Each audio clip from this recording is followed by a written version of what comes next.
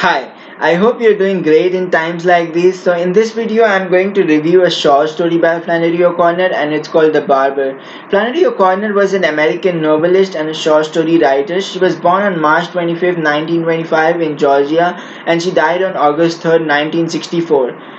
In fact, I was born on August the 3rd, but that's not important. Anyways, so she grew up in a prominent Roman Catholic family in her native Georgia, and she used to write on religion, morality, and she also wrote on social issues, including this one, which is racism.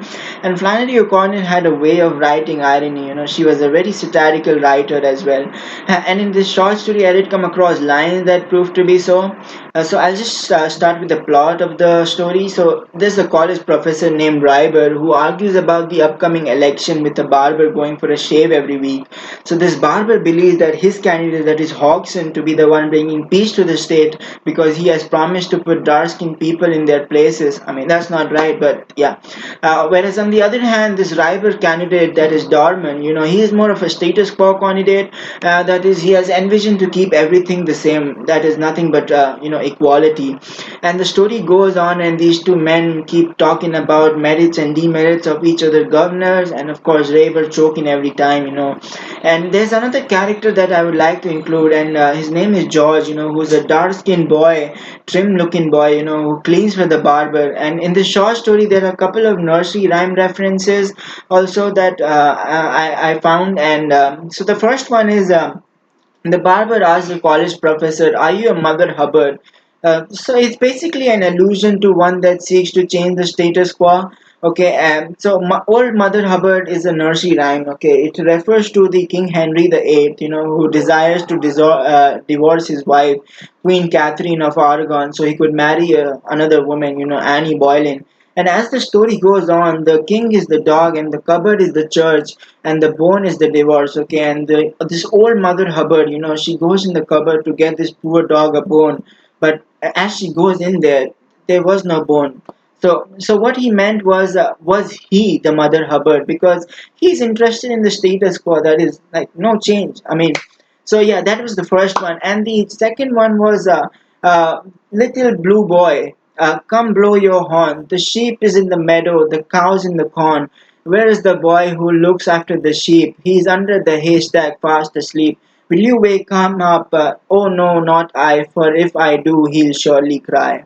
So Hodgson, finished his Fourth of July speech, okay, with this poem, okay, and referring to Dorman, referring Dorman in the sense like, who doesn't care.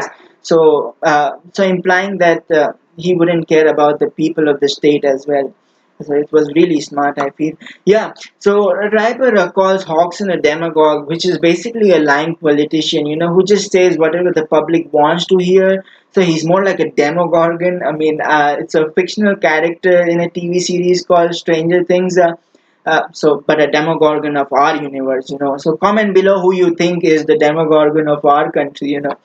So throughout the story, this Raber made a fool of himself. Arguing about the barber, arguing with the barber because all he's trying to do is kill time, okay, and earn some money. But they're not like educated people in the society, who think and talk.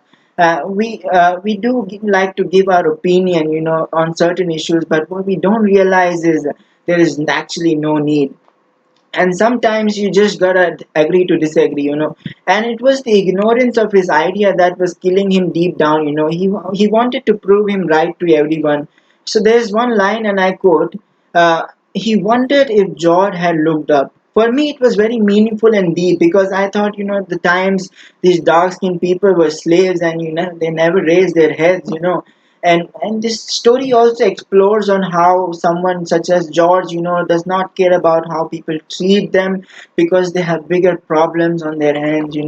And even the barber involves George in the conversation, but George always takes his side, because at the end of the day, he is the one getting food on his plate, courtesy of that man, who's cutting the hair. And this very nice and subtle use of figures of speech throughout the story. And so I would like you guys to give it a read. And thank you for watching.